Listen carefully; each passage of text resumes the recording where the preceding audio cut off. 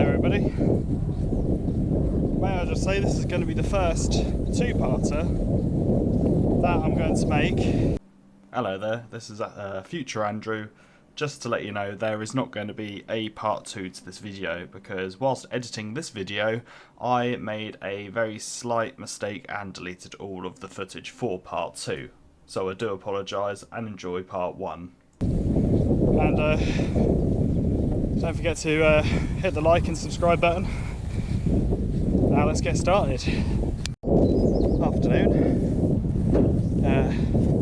So decided, it's been a while. Sorry I didn't keep the 2-week promise. There was a bit of a family emergency going on and I didn't have the time to come out and do a hike for you guys. So I'm taking a different route to my parents this time. As you can see, I'm not walking down that same stretch of road. And I'm not in the valley floor yet, but I'm going to come out a different part. So I'm currently in a little village called Wilby, which is behind me. And hopefully it's going to take me around 2.5 to 3 hours to walk back to my parents' place. Yeah, pretty much for a cup of tea. So my route today is going to take me it's taking me through Wilby. It's going to take me through down to the Summer Leys Nature Reserve, into Woolaston, which is home of Dr. Martin's shoes, and then from Woolaston I can cut through a little tiny hamlet called Farndish into the back end of either, I think is it Poddington or no, it's Wymington, and then from Wymington I can then pop out on the main road where the golf club is, where I ended the video last time. So that's the plan. It's around 10 miles, I think. Yeah. Some of you might recognise this hill. Last time I came down it, when I did the long way home, and it was pretty cold and miserable at that time of year. And now I have the pleasure of going up a bit.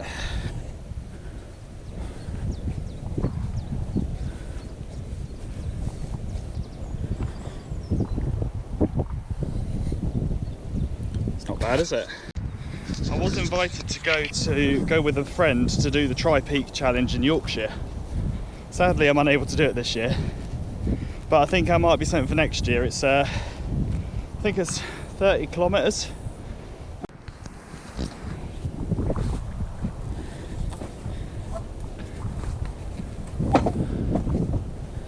Right.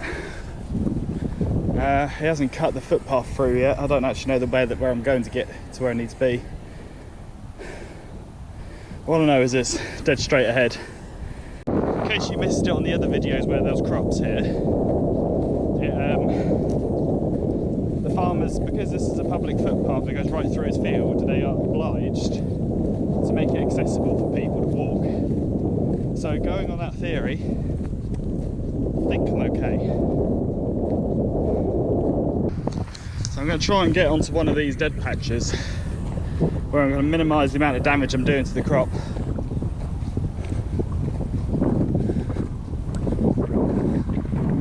Not entirely sure what this is about.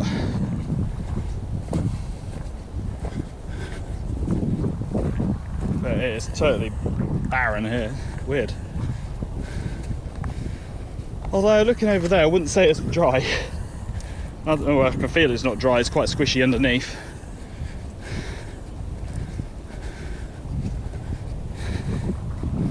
It's very gooey. Ooh, no. It's like a creme brulee, this. See where I've been. This is incredibly squelchy. Ah. Oh, and we're back to bone dry floor again. Don't quite understand how it does that. I've signed up to do the Waindell walk. Supposedly it's an international walk. People from around the world come to this walk. It's local to my town I live in. I'm not doing the full walk though. 42 kilometres, that's more or less 25 miles nearly. No chance. I've settled for the 15k, which is about 9 miles, so it's similar to the distance I'm doing today. So this is a good benchmark to work out if I can do it. I mean, you saw I did the Earthling Borough walk. That's about the same distance as well, but this has got more hills, and this is also part of the walk, this stretch that I'm doing. Man, it's hot.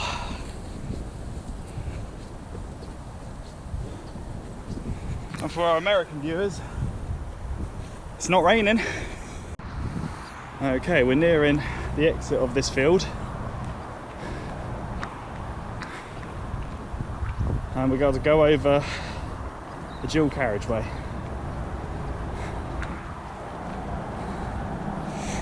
Now it's going to get quite loud and quite windy here, so I'm not going to say much.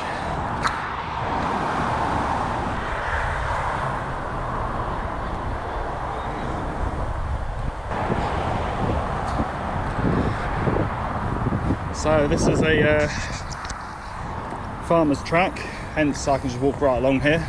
It's also a public footpath, and what you can see in the distance, these couple of little houses, that is the village of Great Doddington.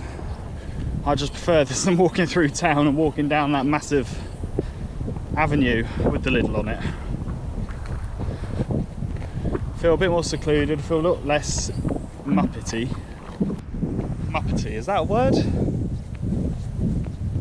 don't know, let's roll with it.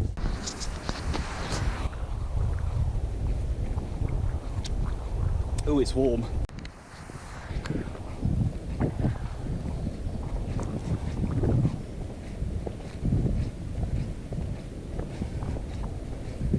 Okay, not that you can see a huge amount, but you see the hill in the distance. That's pretty much where we're aiming. For that view again.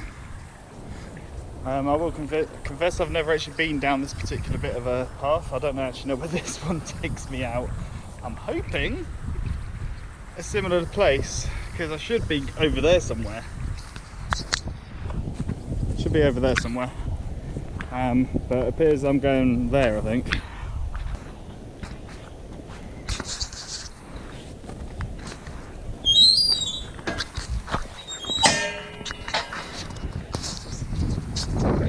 Gently does it. So instead of walking down the far end, I'm now going to be cutting through this. But the shape of the reserve is essentially a triangle anyway, so it doesn't really matter. They converge at the same point.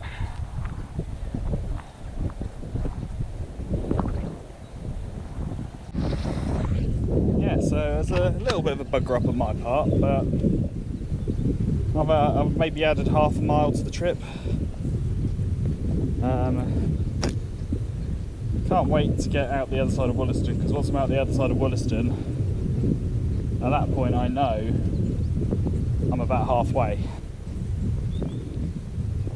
Fraser's still not ready to make an appearance. You all know which one I'm on about. I think maybe I should make that as a challenge. When I do one of these crazy long walks later in the year, like we're talking 15, 16 miles in a day, can I do it without mentioning the bane of my life that I have to walk on?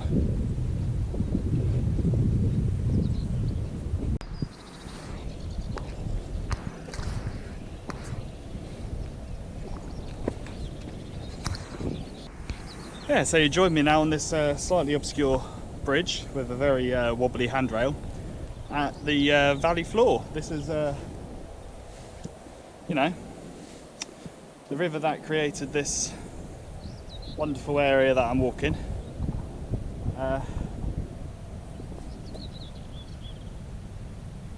Yeah, I'm just going to take a moment to take this in. I've never been on this bridge. It's very steep and it's mostly concrete and rusty iron. It's quite wobbly.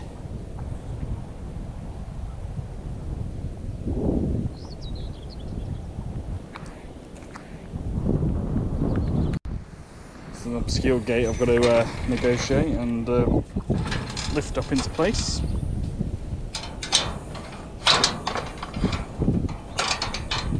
It doesn't even fit. So that's where it should be going, and that's where it does go.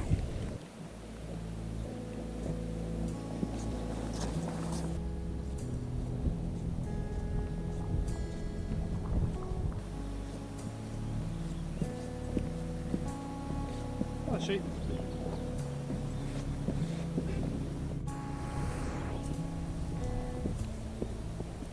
Okay, we should be coming up to the edge of the Summer Leys Nature Reserve at the bottom of the valley.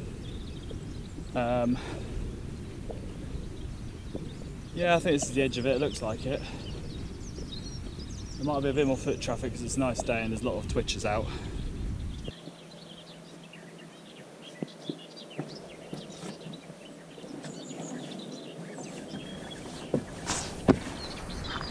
Here we go. Oh, that's helpful, isn't it? Why use the gate if you don't need to?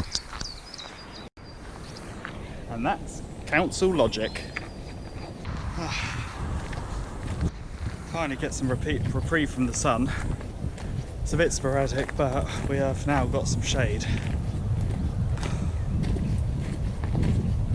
And we've got some gravelly stuff I'm walking on, but it's nice. It's actually nice now. Oh, I'll tell you what wouldn't go amiss. A nice beer. A beer would be nice about now. Or some zesty, cold, zesty drink. Thinking possibly a lemonade. Not really fussed about Coke. Certainly a lemonade or a Fanta, something like that would be absolutely smashing. I'll get this back on before I burn.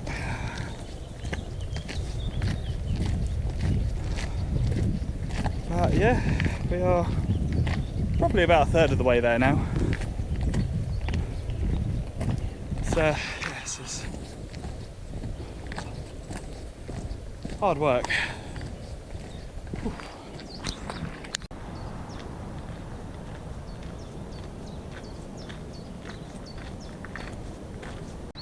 Just thinking, if I'm lucky enough, there's a little cafe that's sometimes open.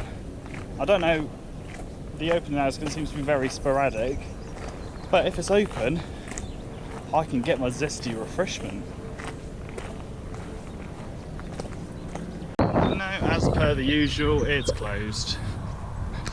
It's very difficult to work out exactly when this opens. Is it just on Saturdays? Is it 2 days a week, 3 days a week? I don't know. It just seems to always be closed whenever I come by. I mean, it is a Tuesday today, so why would it not be open on a weekday? Why did I say, yeah, I'll walk to my parents? I mean, I haven't really had time to acclimatise to the weather. It was quite cool last week relative to this week. We're talking 15, 16 degrees. This week it's 24 degrees. It's quite a shock to the system. I'm not used to this heat. It's absolutely killing me.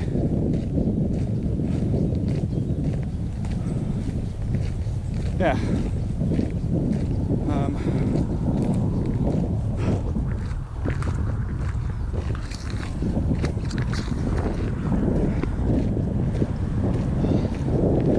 I mean, I suppose I'm doing good for my calories.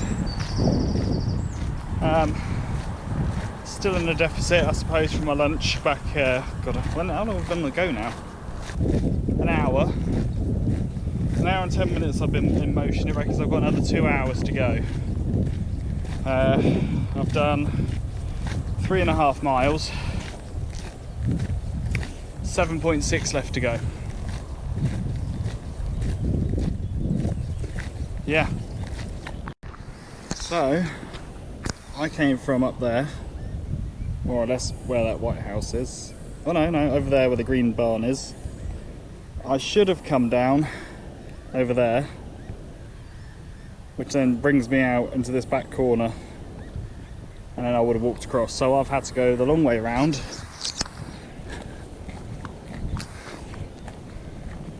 As a result of my slight cock up over there, I've had to deviate by about, I think it works out to be about half a mile to 2/3 of a mile, something along those lines. And yeah, it's pushed me back a little bit, but on the upside I get to show off this absolutely wonderful nature park. The one drawback to Summer Leys is you have to pay to park.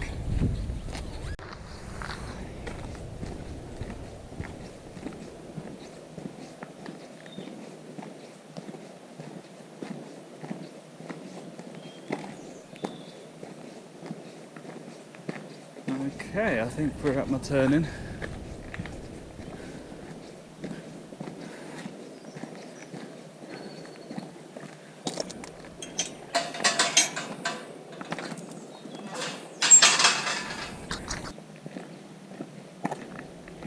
Let's have a little look. I'm not sure, it looks a bit sketchy.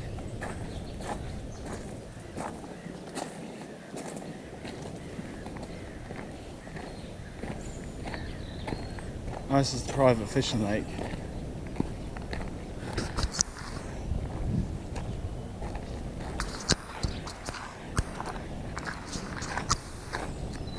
So yeah, this is the correct path.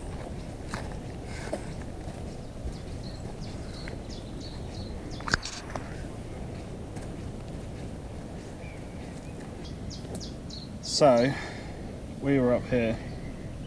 I came down this way, and we came all the way around here, up here, and now we're here. So I was supposed to come down from up here and go that way.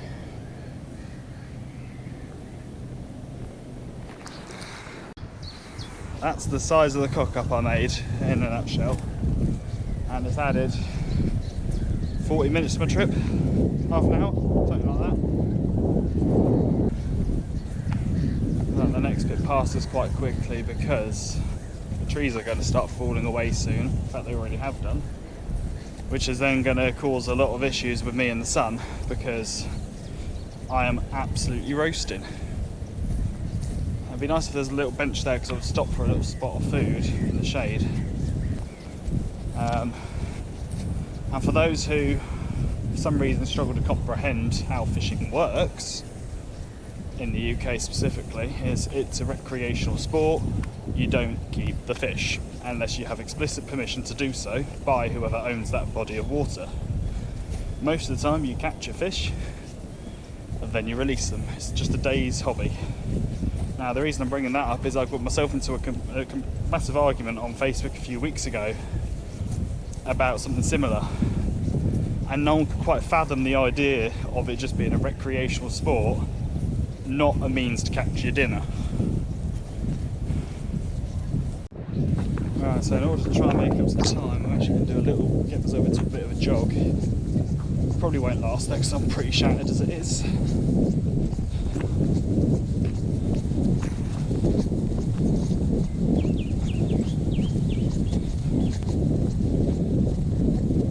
Oh, my straw's leaking. Not a euphemism.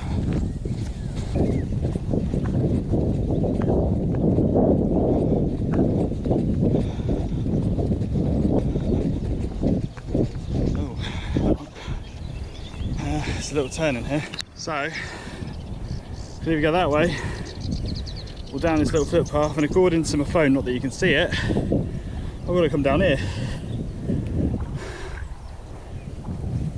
Oh dear.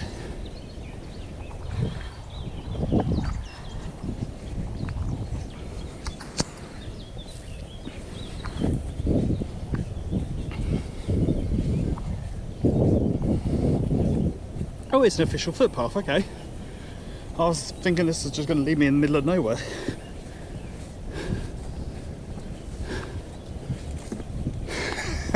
Well, that was pointless, I would just come out there.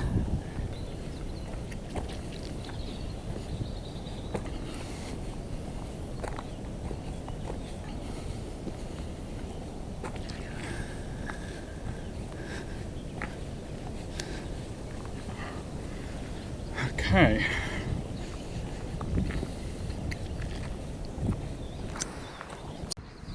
Turns out I've come into the private fishing grounds to see if I can sneak through without anybody asking any questions. No idea how that happened, just followed with my map and apparently this is a public footpath. Yep.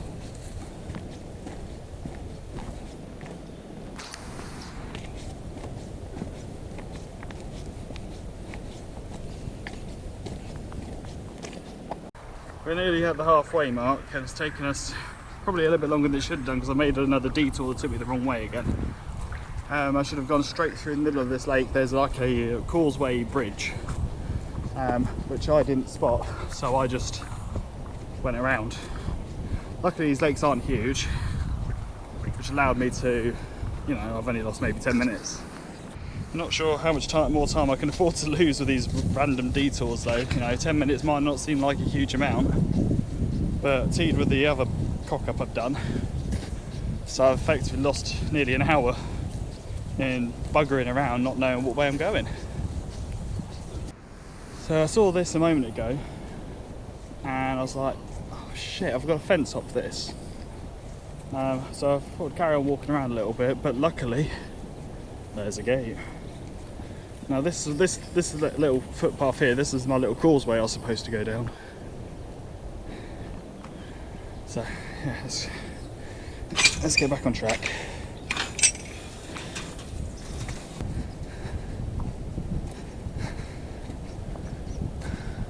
So I've come off the field. I'm now on this little track, which supposedly is the main footpath from the private fishing lakes to Woolaston. Evidently it's not well travelled.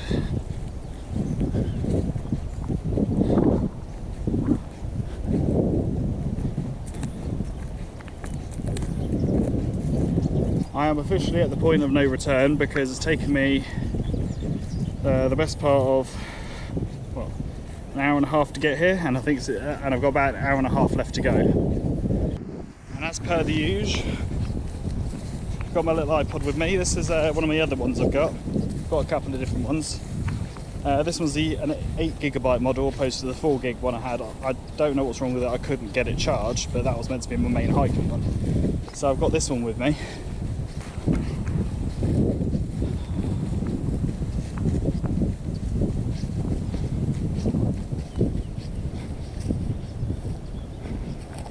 Okay, so I'm under thought now.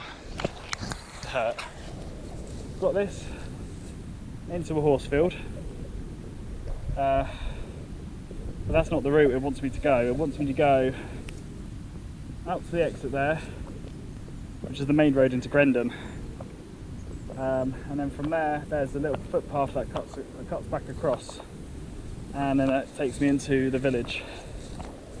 I've just started walking, so I'm guessing going this way then.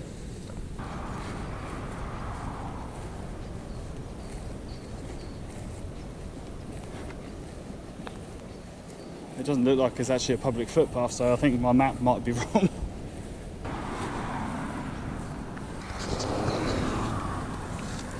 Yeah.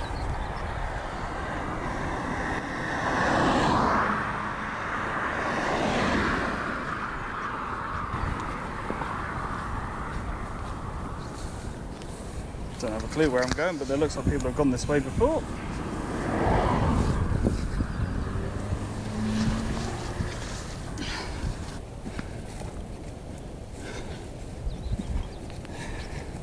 So technically I'm going the wrong way at this point because Woolaston's just there, but the public footpath I'm joining is a bit further around on this road.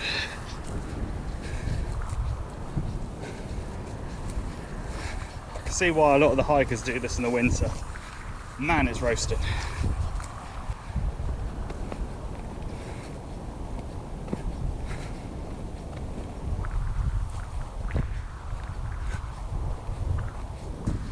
I've got about 4% charge left, so I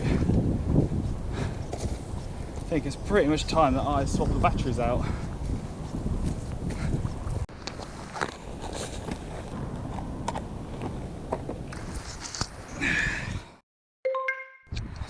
Okie dokie, new battery, still the same field.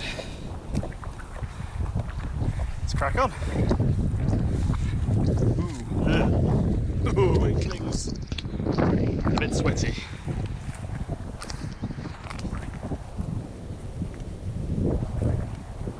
Still trying to find out where this public footpath actually, you know, is. So as far as I can tell, this ridge here, that is where my footpath is. I'm supposed to be. I'm meant to be on the road road on the other side of this hedge, but I really cannot be asked.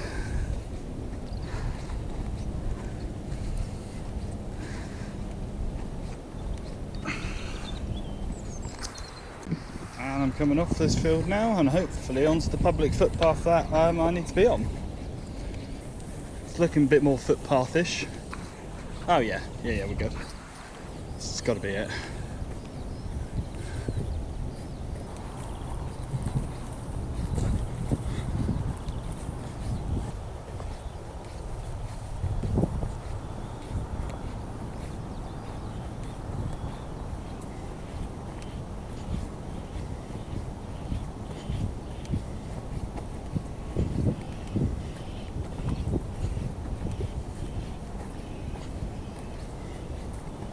Good news!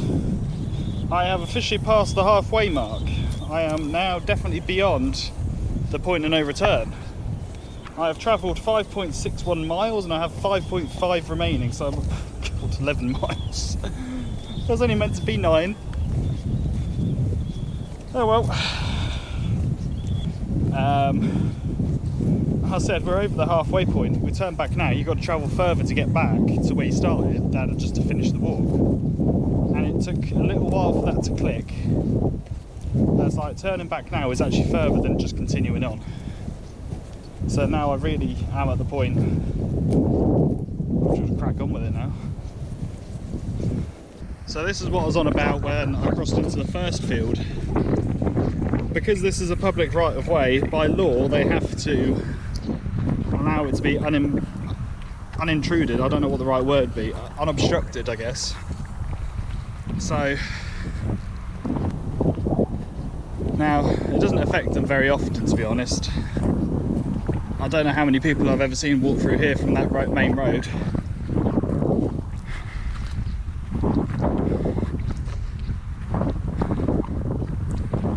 I'm not really sure the best route trying to get out of Woolaston. I think Farndish is still probably the best way. I could go through Poddington, but Poddington's a bit of an effort to get into Wilmington. And for those of you who don't know Poddington, it's the home of the UK famous Santa Pod Raceway.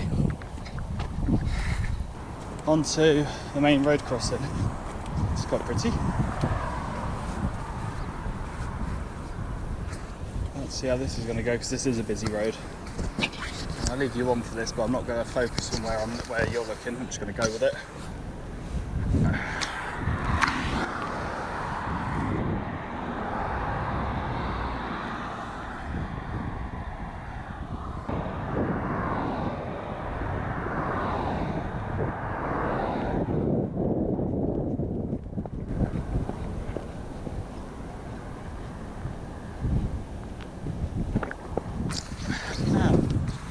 Coming into another rapeseed field. And so I think this is similar to what you in America would call canola, but this is in the UK we call this rapeseed. Spelt the way you think it's spelt. We are finally in Woolaston.